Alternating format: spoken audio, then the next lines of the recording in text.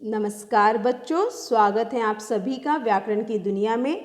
तो चलिए हम और आप साथ मिलकर व्याकरण की दुनिया के विषय में जानते हैं। तो हर बार की तरह शुरू करेंगे कुछ चित्रों को देखकर। तो देखिए यहाँ पर कुछ चित्र दिए गए हैं। अब आप मुझे इस चित्र का क्या बतलाएंगे? नाम। बिल्कुल सही, आप अब मुझे इस चित्र का नाम बतलाएंगे। तो चलिए इन चित्रों के नामों को जानते हैं। पहला सुभाष चंद्र बोस, दूसरा स्वर्ण मंदिर और तीसरा खिलौने। तो आप इनका नाम जानते थे, इसलिए इन्हें आसानी से पहचान गए। तो आज हम इसी तरह के नामों के विषय में जानेंगे, जिसे व्याकरण की भाषा में कहा जाता है संज्ञा। एक शब्द में संज्ञा का क्या अर्थ है? नाम। तो चलिए इसकी परिभाषा पर एक नज़र डालते हैं। संज्ञा की परिभाषा: किसी प्राणी, वस्तु, स्थान, भाव आदि के नाम का जो बोध कराए वह संज्ञा कहलाए। उदाहरण के द्वारा और स्पष्ट रूप से जानेंगे। जैसे यहाँ देखिए उदाहरण दिया गया है, किसान, ट्रैक्टर, हरियाली। तो किसान किसका नाम है? व्यक्ति का। ट्रैक्टर वस्तु का, और हरियाली ये भाव बतला रहा है जब हम हरे भरे खेतों को देखते हैं। आगे बढ़ते हैं। अब हम संज्ञा के भेद के विषय में जानेंगे। तो संज्ञा के मुख्य रूप से 3 भेद होते हैं।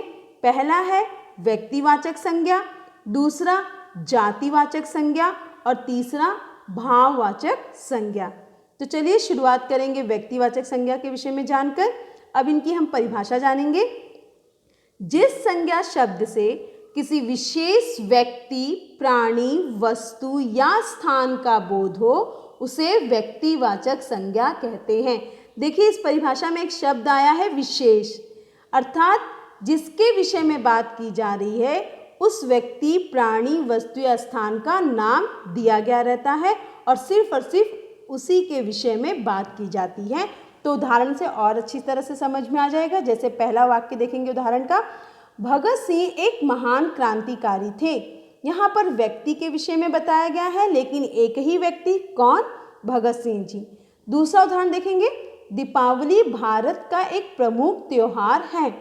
जैसा कि आप सभी जानते हैं भारत में अनेकों त्योहार मनाए जाते हैं, लेकिन इस वाक्य में केवल एक ही त्योहार के विषय में बतलाया गया है। चलिए आगे बढ़ेंगे। जातिवाचक संज्ञा, इसकी परिभाषा जानेंगे। जिन संज्ञा शब्दों से एक ही प्रकार के व्यक्तियों, प्राणियों, वस्तुओं, स्थानों आदि की संपूर्ण जाति का बोध हो उन्हें जातिवाचक संज्ञा कहते हैं। अर्थात एक ही शब्द से उससे संबंधित सारे शब्द। जैसे उदाहरण देखेंगे। पहला उदाहरण देखिए, बच्चों ने विद्यालय में पौधा लगाया। यहाँ बच्चों यानी एक ही, बच्चों शब्द से जितने बच्चे, विद्यालय यानी कोई भी विद्यालय और पौधा कोई भी पौधा। दूसरा उदाहरण देखेंगे, जैसे पुस्तकालय में बहुत सी पुस्तकें रखी गई है। तो पुस्तकें शब्द के अंतर्गत हर प्रकार की पुस्तकों का समावेश होता है। आगे बढ़ेंगे, अगला भेद जानेंगे, भाववाचक संज्ञा। इसकी परिभाषा देखेंगे। जिन संज्ञा शब्दों से किसी व्यक्ति, वस्तु या पदार्थ के गुण, दोष, दशा, भाव या अवस्था का बोध हो उन्हें भाववाचक संज्ञा कहते हैं। अर्थात व्यक्ति, वस्तु, पदार्थ या प्राणी इनकी दशाओं को जो बतलाए। तो उदाहरण के द्वारा देखेंगे। जैसे देखिए, सैनिक वीरता से लड़े, गुलाब की सुंदरता अद्भुत है। इस तरह से आगे बढ़ेंगे और अब जानेंगे जातिवाचक संज्ञा के भेद। कुछ विद्वानों ने इनके भेदों को बतलाया है। जैसे कि कितने भेद हैं इनके? 2। पहला समुदायवाचक संज्ञा और दूसरा द्रव्यवाचक संज्ञा। तो चलिए समुदायवाचक संज्ञा के विषय में जानेंगे कि ये क्या होते हैं। इनकी परिभाषा देखेंगे। जिस संज्ञा शब्द से समूह या समुदाय का बोध हो उन्हें समुदायवाचक संज्ञा कहते हैं। इन्हें हम समूहवाचक संज्ञा के नाम से भी जानते हैं। समुदाय या समूह दोनों शब्द का अर्थ एक ही होता है। अब उदाहरण पर एक नजर डालते हैं। जैसे कक्षा में बच्चे बैठे हैं, सेना गश्त लगा रही है। इस तरह से आगे बढ़ेंगे। द्रव्यवाचक संज्ञा देखेंगे, इसकी परिभाषा क्या होती है? जिस संज्ञा शब्द से किसी द्रव्य, पदार्थ या धातु का बोध हो उन्हें द्रव्यवाचक संज्ञा कहते हैं। उदाहरण देखेंगे, जैसे नदी का पानी ठंडा है, पानी शब्द यहाँ द्रव्यवाचक है।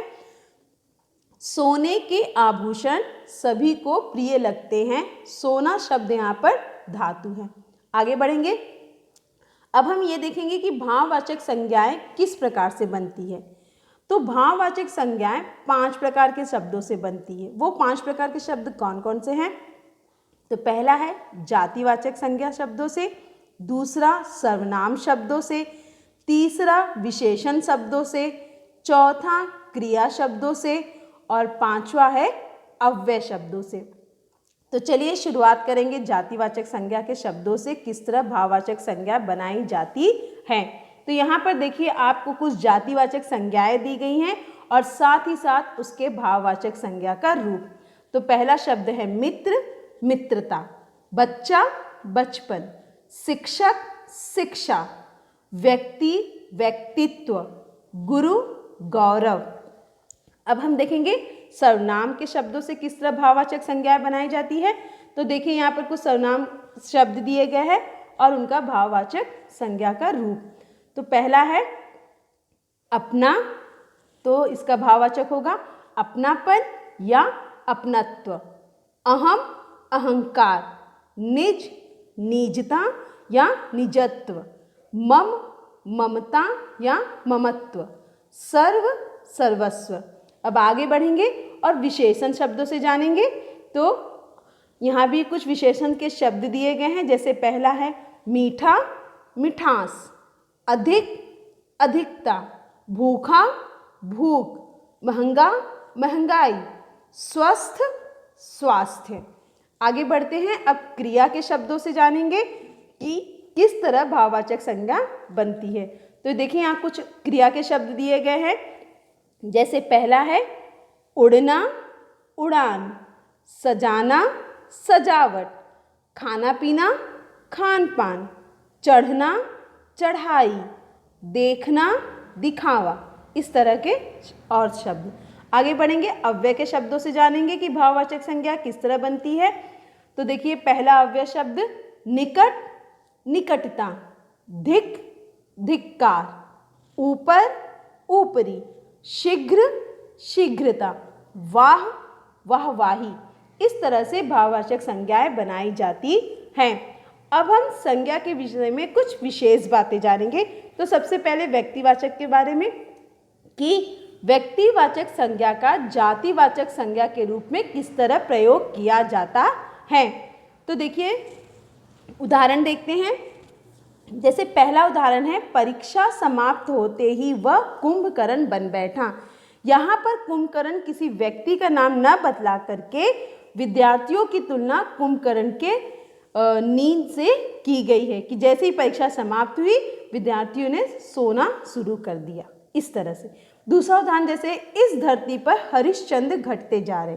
यहाँ पर हरिश्चंद्र के विषय में न बात करके उनके गुण को, जैसे वे बहुत ही सत्यवादी थे तो उनके गुणों के विषय में बतलाया गया है, इस तरह से। अब हम जानेंगे कि जातिवाचक संज्ञा का व्यक्तिवाचक संज्ञा के रूप में किस तरह प्रयोग होता है। तो यहाँ पर फिर उदाहरण सर्वप्रथम देखेंगे, जैसे पहला उदाहरण है नेताजी भारत के एक क्रांतिकारी स्वतंत्रता सेनानी थे।